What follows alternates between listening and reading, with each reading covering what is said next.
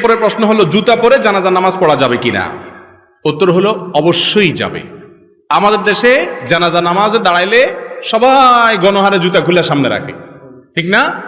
রাসূল করিম সাল্লাল্লাহু আলাইহি সাল্লাম বলেছেন, সল্লু ফি আলা সল্লু ফি নিআলিকুম, ও মুসলমানরা তোমরা জুতা পরে নামাজ পড়িও যদি প্রয়োজন হয়। কারণ ইহুদিরা জুতা পরে নামাজ পড়ে না, জুতা খুলে নামাজ পড়াটাকে জরুরি মনে করে। তোমাদের কখনো ঠেকায় পড়ে গেলে দরকার হলে জুতা পরে নামাজ পড়তে পারো।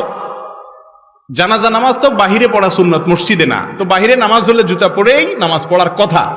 তবে হ্যাঁ, জুতার নিচে যদি নাপাক থাকে, আপনি একটু তলা দেখলেন, নাপাক আছে দেখলেন, তাহলে জুতা খুলে রেখে আপনি নামাজ পড়েন, বা খুলে তার উপরে নামাজ পড়েন, নামাজ হয়ে যাবে। কিন্তু যদি দেখেন যে না, নাপাকের কোনো আলামত নাই, মাটি কাদা তো থাকবে, এটা তো আর নাপাক না। মাটি কি নাপাক? অতএব মাটি ধুলাবালি থাকলে ওইটা নিয়ে নামাজ পড়া যাবে। নাপাক দেখলে সেটা শুধু খুলে রাখবেন। আর আজকাল নাপাক কোথায়? আগে তো যেখানে সেখানে পায়খানা করতো মানুষ, এখন তো